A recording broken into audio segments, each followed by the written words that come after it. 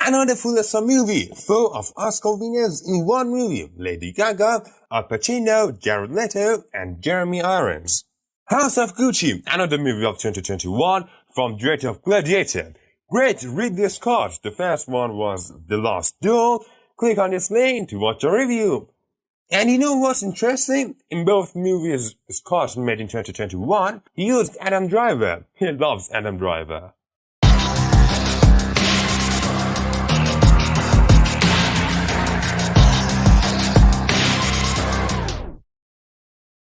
Have you ever gone to a mall or department or shop store?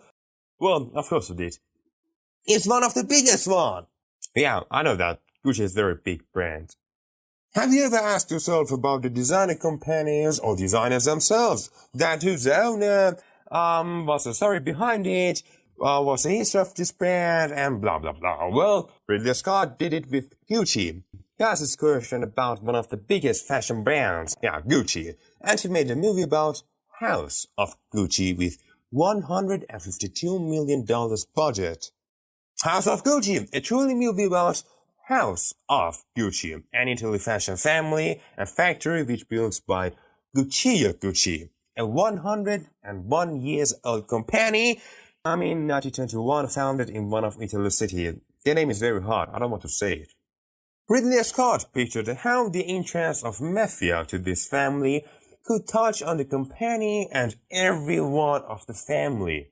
This crime drama movie pictured the emperor of Gucci brand from the late 1970s to the late 1990s, the top time of this empire, and shows us to be a money lover can destroy everything. But this destroying does not mean going bankrupt. Gucci brand is still alive, and its CEO is Marco. This guy. His nickname is hard. If I say it, it would be wrong. I don't want to say it. Alright, Marco Bizzarri. It's his name. So conflicts and disputes in Gucci family did not destroy the company and the brand. They destroyed themselves and become the reason of their own fall. The House of Gucci's fall. Characters were Adam Driver and Maurizio Gucci's role. The good and positive son of the family, and he is a good son of Papa, and so rich and selfish and proud, and very, very much cold-blooded, and so spoiled and cautious. But everything changes when he meets Patrizia Reggiani, played by Lady Gaga, at a party, and he falls in love with her. Well, Patrizia's actress was Lady Gaga, and she had one of her best performances.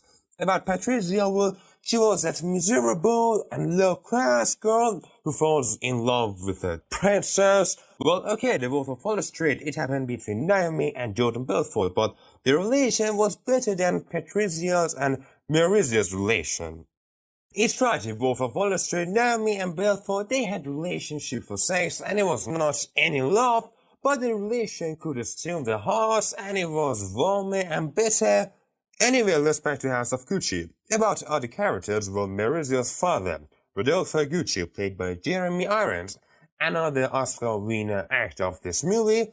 Well, his performance was nice, but his character, Rodolfo Gucci, well, he is side of the relation between Maurizio and Patrizia.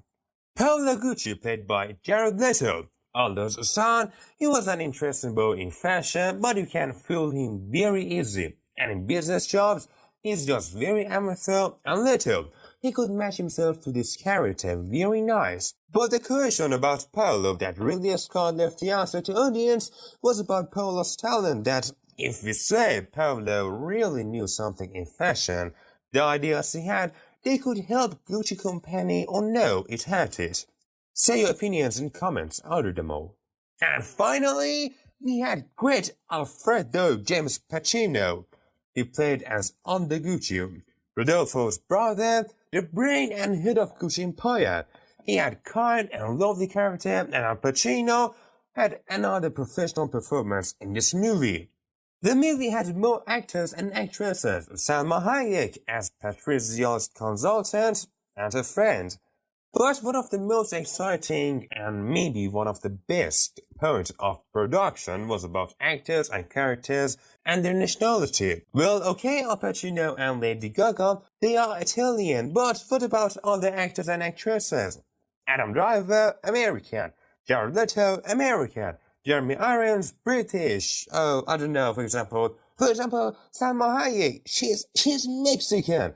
But when you watch the movie, you completely forget their nationalities. You really feel that all of actors and actresses were completely Italian. But in reality, just two of them were, Al Pacino and Lady Gaga. And the point is here, except Pacino and Gaga, other actors and actresses, they were successful to match their personality to Italian's personality.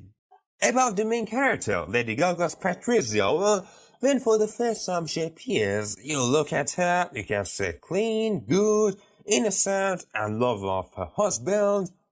But when the movie continues, you can see by the things that happen during the movie, and she does against the family's business. And in Gucci's brand, we see her real personality. We see she's very crazy, so certain about everything she does for Gucci, very smart, and every step she takes in this business, she becomes more crazy and confident. Confidence of what? About the business? If she offers something to large shareholders of the company, she does it in a way that it seems like, yeah, do it, it will be happening because I said. It seems like that she is the large shareholder. And Lady Gaga's way of speaking and the way she looks, she is very matched with Patricia, and Gaga was really like criminals. The movie production, well, that business side of the movie was a sort of like the Wolf of Wall Street. The way when locations change, or that business side, yeah, it was a sort of like Wolf of Wall Street. Patricia was smart enough to be like Jordan Belfort. The way she lies, the money lover feature of her, or even Maurizio. Besides, in the Wolf of Wall Street, what happened when Jordan Belfort progressed very much and he became so rich, huh? He forgot the people who helped him in the past because he became selfish. Money made him selfish. In House of Gucci, it happened for Maurizio. Money made him selfish.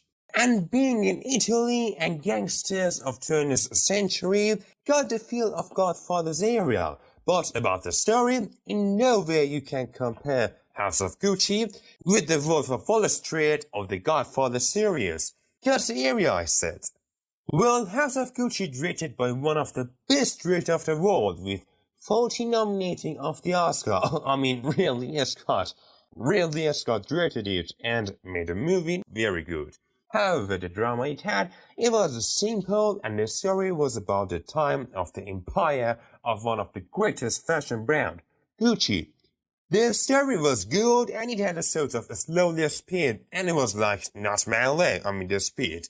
You have to sit and wait for greater things, but House of Gucci make you wonder a little less than Nightmare Alley. About characterization, well, in some points you want to ask the character, why did you do that? And make yourself miserable. You could not do it. It was about the small mistakes of characterization, which in few points it was not fantastic. Alright guys, it was the first review of today. Don't just take a review. You can see it from this link. Yeah, yes, come and click on it. So much I love to some more reviews, don't forget to comment which movie you'd like me to have a review for you, and if you didn't like this video till now, hit cut on my second energy booster, and put the masks on to the next clip.